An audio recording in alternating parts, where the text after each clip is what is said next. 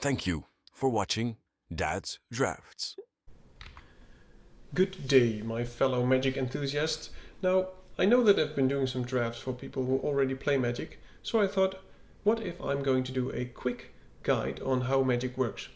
Now, what I would like to do is give you a short presentation about how Magic works. So if you want to know the fundamentals, if you may be interested in playing in real life or maybe on Arena, please, I hope you enjoy the video and I'm going to give you a quick guide. Now, I'm going to do the following points. What points do I want to talk about? I want to talk to you about the goal of the game. There are 5 colors in Magic. What do they represent? What does your board look like? Mana use and spells, the game phases, combat and creatures, and the stack. And the last one is very important, as maybe some of you know. Now, the first one is the goal of the game. Now, there's multiple ways to win, but there's 2 very common ones. The first one is your life total, or the opponent's life total. You most of the time start at 20 life, and if the life total of your opponent hits 0, it's actually end game for them and you win the game.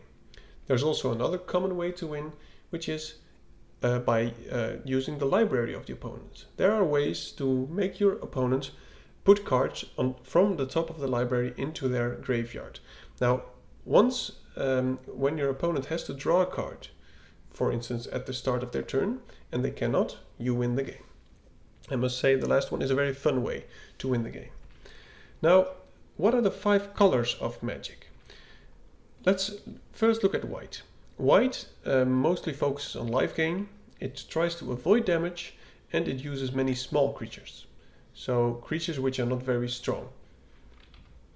Blue likes to keep control, it plays defensively, and it likes to gain card advantage. So normally you just draw 1 card each turn, but blue actually has the option, also some other colors, but blue mostly, to draw more cards than 1 each turn, which is very strong. Now black. With black you can gain life, you can destroy creatures, and you can use your graveyard. And with using your graveyard you can also look at the artwork. If creatures die, they enter the graveyard, but black has some ways to get them back out of the graveyard, maybe onto the battlefield or maybe into your hand. Now there's also red. Red, the color of course, it kind of shows is aggressive, it does a lot of direct damage, and it's often chaotic. Now, I am not very good at playing red, but the people who are can really win games very quickly. The last color is green. Green has big creatures, it ramps mana, and that means that normally you only get 1 mana more each turn. So at turn 3 you're at 3 mana, at turn 4 you're at 4 mana. But green has ways for you to maybe be at turn 5 with 6 mana, or maybe turn 3 with 4 mana. And this might not sound impressive, but it lets you play creatures which are stronger at an early turn, which is of course very good. And it has a lot of mana fixing. And mana fixing means that it has the ability, more than other colors, to make other colors. So there's many creatures in green which allow you to make, for instance, white mana, or make you produce black mana. Now the next point is when you look at this chart, you can see the colors, and of course a deck is often a combination of colors. So every color combination has their name. You can see them here on the board, and every combination of colors has their strengths and weaknesses. And I know that the creators of MagicTheGathering are really trying to make it as balanced as they can. Now the next one, what does your board look like? So not really something you should worry about when you play Arena, but of course if you plan to play it in real life, your board should look something like this. First of all, there is the battlefield and the mana and lands, which means on top of your high up on your table you have the battlefield. This is where your creatures are, and this is where the fighting happens. And below that are your mana and lands. Now these mana and lands, what they exactly do, I will get into shortly. To the right there's your library and your graveyard. The library is the deck of cards where you pick your cards from, and the graveyard is where either creatures go when they die, or where cards go when they are put from your library into your graveyard.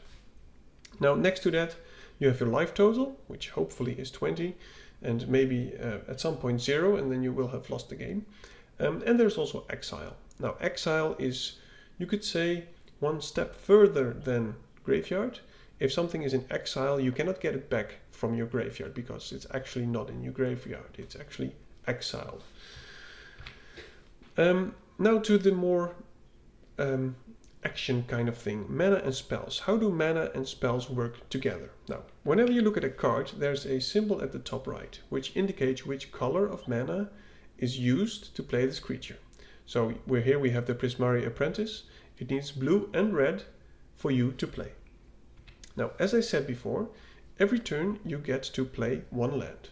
So if you at turn 1 play a red land, and at the second turn you play a blue land, an island, you can then at turn 2 pay this card. Now how do you do that? You tap your lands sideways, which means that the cards are used. And then you can actually put this creature onto the battlefield.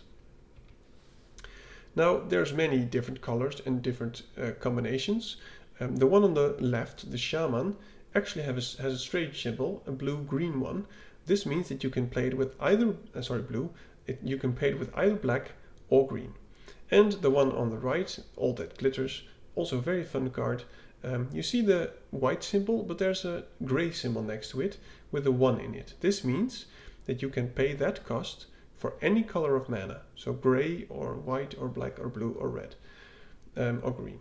So if you want to play All That Glitters, it goes well in a white-blue deck. You can use it in a white-green deck, a white-black deck, everything's fine.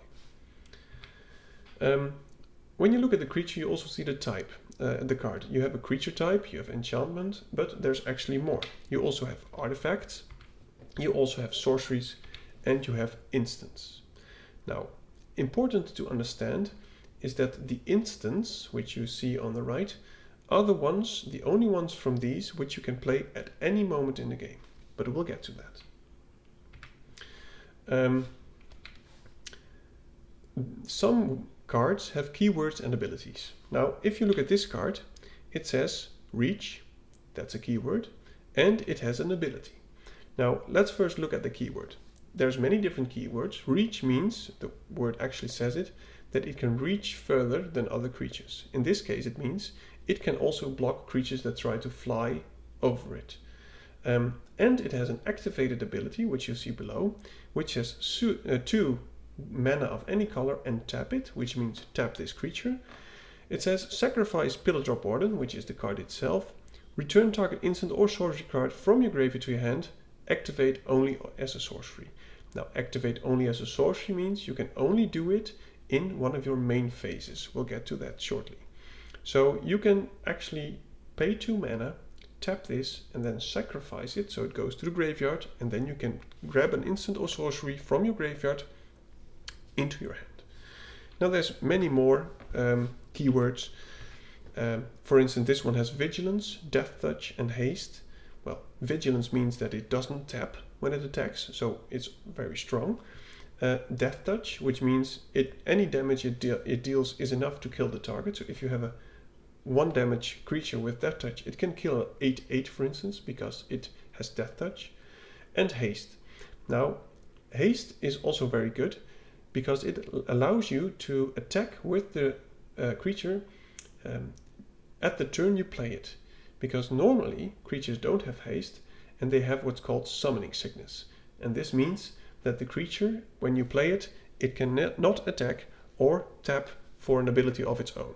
So for instance, this Pillar Drop Warden, if you play it, you cannot tap it that turn right away to either attack or to sacrifice it, simply because it has summoning sickness. And there's more, like Defender, which means that the creature can never attack. And there's also Hexproof. And Hexproof means that it cannot be targeted by spells or abilities. Now there's more on these cards, but let's just be honest, the Questing Beast has a lot of text on it. I think we better save cards like that for later. Now what does your turn look like? And this is very important. First of all, there's a beginning phase. You untap everything, that means your lands, your creatures, everything. There's the upkeep, which is a trigger, we'll get to that. And then a draw step, which means you draw your card. Now once you've done that, you're in your pre-combat main phase. That means before you go to combat, you can do some things. You can play one land if you like, but you can also play some cards. So for instance, a creature or an artifact if you have the mana for it.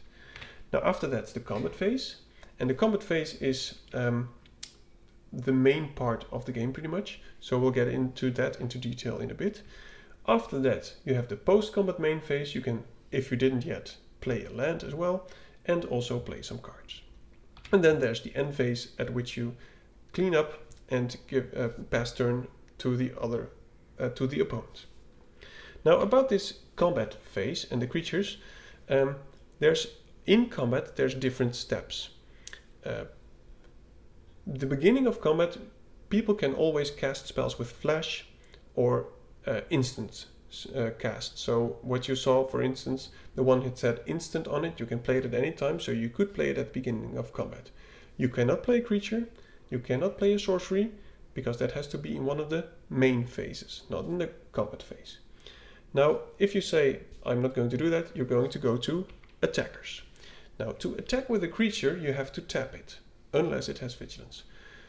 You choose which creature you want to attack, and in most cases you can only attack the opponent. There's also Planeswalkers, but that's a different kind of story, maybe we'll get into that another time.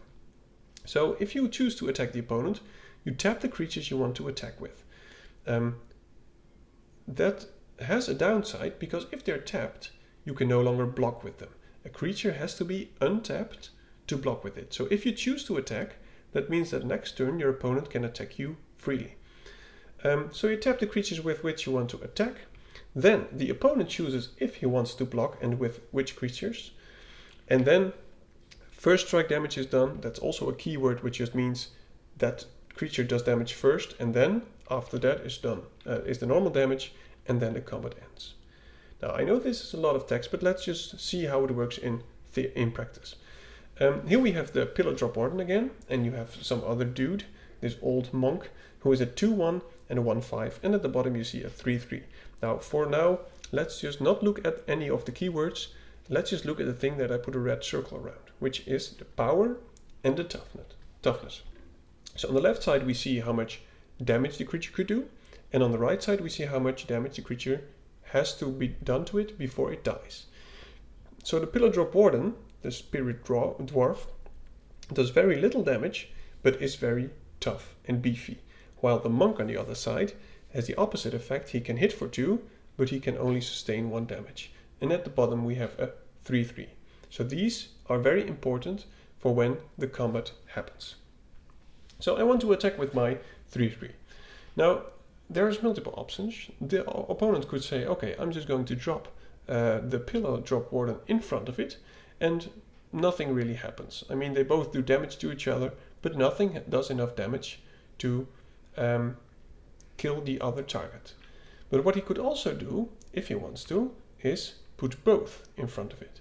Now if he puts both in front of it, I can choose which one I want to do damage first, but all damage is done. So that means my 3/3, I will choose to do damage to the Monk first, and then there's 3 damage done total, so that's 3 to my Tusker and 3 to both targets. So that means that the Monk dies and my Tusker dies.